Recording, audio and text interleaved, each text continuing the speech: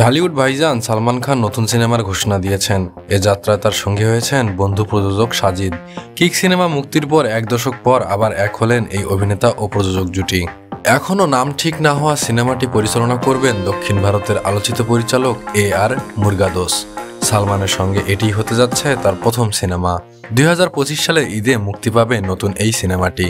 এই সিনেমা হতে যাচ্ছে সাজিদের প্রতিষ্ঠানের সবচেয়ে বড় বাজেটের সিনেমা। শুধু তাই নয়, বলিউডের অন্যতম বড় বাজেটের সিনেমার তালিকাতেও থাকবে এটি। সিনেমাটির ঘনিষ্ঠ এক সূত্র পিঙ্কভিলাকে জানিয়েছে, শিরোনামহীন আসন্ন এই অ্যাকশন থ্রিলার সিনেমাটির শুটিং ভারত ছাড়াও পর্তুগাল এবং অন্যান্য ইউরোপীয় দেশগুলোতে হবে। এছাড়াও সিনেমাটির নির্মাণে প্রায় 400 কোটি রুপি ব্যয় হবে বলে জানা গেছে। সিনেমার ঘোষণা দিয়ে সালমান লিখেছেন, মেধাবী পরিচালক AR মুরগাদোস আর আমার বন্ধু সাজিদের এই অসাধারণ সিনেমায় যুক্ত হলাম। আমাদের এই যাত্রায় সবার ভালোবাসা ও প্রার্থনা চাই। আসছি 2025 সালের ঈদে। গত বছর দক্ষিণী পরিচালক অ্যাটলিট জওয়ান দিয়ে তুমুল সাড়া ফেলেছিলেন শাহরুখ খান। সালমানও এবার ভরসা রাখলেন দক্ষিণী নির্মাতার উপর। সালমানের এই ঘোষণার পরে বলিউডে আলোচনা শুরু হয়েছে।